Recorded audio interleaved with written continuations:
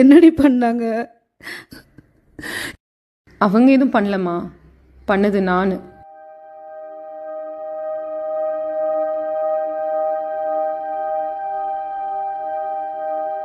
என்னம்மா சொல்ற? என் பேக்கில் பெப்பர் ஸ்ப்ரே இருந்துச்சுல்லப்பா, அதை எடுத்து அடிச்சிட்டேன். அப்புறம் பக்கத்தில் பார்த்தேன், நிறையா கல் கட்டையெல்லாம் இருந்துச்சு. அதெல்லாம் தூக்கி போட்டு ஆட்டோ பிடிச்சி வீட்டுக்கு வந்துட்டேன்.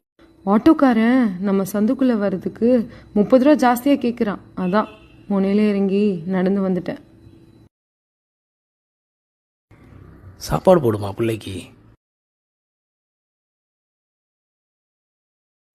பொண்ணு தானே, இருட்டி இவ்வளோ நேரம் கழித்து வீட்டுக்கு வரா, இதான் நடந்திருக்கோன்னு அம்மா நினச்சாங்க.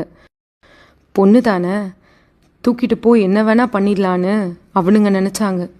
ஆனால் உனக்கு தெரியும்லப்பா, உன் பொண்ணால் என்ன வேணால் பண்ண முடியும்னு.